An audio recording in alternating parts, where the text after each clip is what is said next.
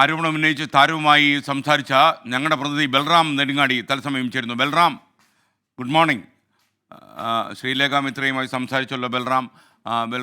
പിന്നീട് അവർ പോസ്റ്റൊക്കെ ഇട്ടു, അതൊക്കെ നമ്മൾ കണ്ടു. പിന്നെ പോസ്റ്റ് തിരുത്തിയിട്ടു, അതും കണ്ടു.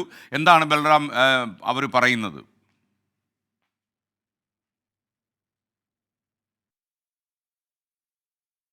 ഗുഡ് മോർണിംഗ് എസ്കെൻ. ഈ ശ്രീലേഖ മിത്രയിലേക്ക് നമ്മൾ എത്തുന്നത് ആകസ്മികമായാണ്. ഇപ്പോൾ കൊൽക്കത്തയിൽ ആർജിക്കർ മെഡിക്കൽ കോളേജിലെ ഡോക്ടറുടെ കൊലപാതകവുമായി ബന്ധപ്പെട്ടുള്ള പ്രതിഷേധങ്ങൾ നടക്കുന്നു. അതിൽ മുൻനിരയിൽ നിൽക്കുന്ന ഒരു സിനിമാ പ്രവർത്തകയാണ് ശ്രീലേഖ മിത്ര. ഒപ്പം തന്നെ കേരളത്തിലെ ഈ ഹേമ കമ്മിറ്റി റിപ്പോർട്ടുമായി ബന്ധപ്പെട്ടുള്ള പ്രതികരണം തേടുന്നതിനായിരുന്നു അവരെ സമീപിച്ചത്. ആ ഘട്ടത്തിലാണ് അവർ ഈ വെളിപ്പെടുത്തൽ നടത്തുന്നത്. ഈ വെളിപ്പെടുത്തലിൽ അവർ കൃത്യമായി തന്നെ തനിക്കുണ്ടായ ദുരനുഭവങ്ങൾ, അതിനെ തുടർന്നുണ്ടായ മാനസികാഘാതം, പിന്നീട് കേരളത്തെ കുറിച്ച് ചിന്തിക്കുമ്പോൾ പോലും ഈ സംഭവം ഓർമ്മ വരുന്നത് അടക്കമുള്ള കാര്യങ്ങൾ അവർ പറഞ്ഞിരുന്നു. ഈ ഈ ഈ കാര്യങ്ങളാണ് കഴിഞ്ഞ ദിവസം നമ്മൾ രാവിലെ നൽകിയത്.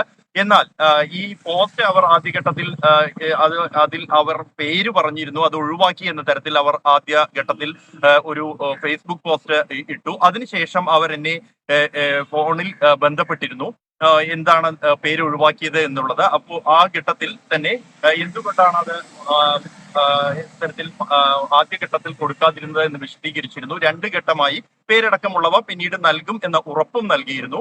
തുടർന്ന് അവർ അവരുടെ ഫേസ്ബുക്ക് പോസ്റ്റ് തന്നെ അത് തിരുത്തി ആവശ്യപ്പെട്ടപ്പോൾ ഇത്തരത്തിൽ 2 ഘട്ടമായി നൽകും എന്ന് അറിയിച്ചതായും അവർ വ്യക്തമാക്കിയിരുന്നു.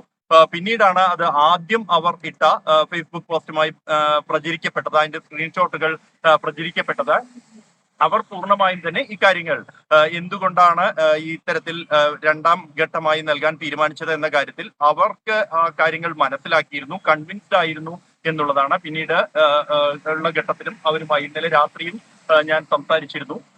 ശ്രീലേഖ മിത്രയെ സംബന്ധിച്ചിടത്തോളം അവർക്ക് വിഷയങ്ങൾ തുറന്നു പറയുക എന്നുള്ളതാണ്, അത് അവരുടെ രീതിയാണ്. ബംഗാളി സിനിമയിലും അവർ അത് ചെയ്തിട്ടുണ്ട്. സ്ത്രീകൾക്കെതിരായ അതിക്രമങ്ങൾ തുറന്ന് പറയുക, അത്തരക്കാരെ തുറന്നു കാണിക്കുക എന്നുള്ളതാണ് അവരുടെ നിലപാട്. എന്നാൽ ഇത്തരത്തിൽ ഒരു വിഷയം ആരോപണം ഉന്നയിക്കുമ്പോൾ അവർ ഉന്നയിക്കുന്ന കാര്യങ്ങൾ അവരുടെ അനുഭവങ്ങളാണെങ്കിൽ പോലും ഒരു വ്യക്തിക്ക്, ഒരു പ്രമുഖ വ്യക്തിക്ക് എതിരെ ഇത്തരത്തിലുള്ള കടുത്ത ഒരു ആരോപണം വരുമ്പോൾ അതിന്റെ യാഥാർത്ഥ്യം തിരിച്ചറിയുന്നതിനും പരമാവധി ആളുകളിൽ നിന്നും അക്കാര്യത്തിലുള്ള പ്രതികരണങ്ങൾ, അത്തരത്തിലുള്ള അനുഭവങ്ങളുണ്ടോ, അത് യാഥാർത്ഥ്യമാണോ എന്നിവ അറിയുന്നതിനും ശ്രമിക്കുക എന്നുള്ളത് ഒരു മാധ്യമ പ്രവർത്തകന്റെ കടമയായതുകൊണ്ട് തന്നെയാണ് അത് 2 ഘട്ടങ്ങളായി കാര്യം നൽകാൻ തീരുമാനിക്കുന്നതും.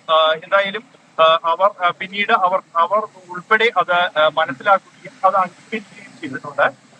അവർ ഉന്നയിച്ച കാര്യങ്ങൾ ഏറെ ഗൗരവതരമാണ് എന്നുള്ളതും യാഥാർത്ഥ്യമാണ്. ഒപ്പം തന്നെ ഈ ആരോപണ വിധേയന്റെ പ്രതികരണം കൂടി ഈ ആരോപണത്തോടൊപ്പം ഉൾപ്പെടുത്തുക എന്ന മര്യാദ കൂടി സാധാരണ നിലയിൽ മാധ്യമ പ്രവർത്തകർ പാലിക്കേണ്ട ഒരു മര്യാദ കൂടി പാലിക്കേണ്ടതുണ്ട്. എന്തായാലും നമ്മൾ ഇക്കാര്യം നൽകുന്ന ഘട്ടത്തിൽ അവരുടെ പേര് ഉൾപ്പെടെയുള്ളവ അടുത്ത ഘട്ടത്തിൽ നൽകുന്ന ഘട്ടത്തിൽ ആരോപണ വിധേയന്റെ പ്രതികരണം കൂടി ഉൾപ്പെടുത്തിയാണ് നൽകിയത്. നിലവിൽ ഈ ഇക്കാര്യങ്ങൾ എല്ലാം തന്നെ ശ്രീലേഖ മിത്രയെ സംബന്ധിച്ചിടത്തോളം അവർ കൺവിൻസ്ഡ് ആണ്. കൂടാതെ താൻ ഉദ്ദേശിച്ച കാര്യം ഇത് തുറന്നു പറയുക, ഇത്രയും കാലം വർഷങ്ങളോളം ഒരു ആഘാതമായി മനസ്സിലുണ്ടായിരുന്ന കാര്യം അത് തുറന്നു പറയുക, തുറന്നു കാണിക്കാൻ കഴിഞ്ഞതിൽ അവർ സംതൃപ്തയുമാണ്. Thank you Balram Nedungadi.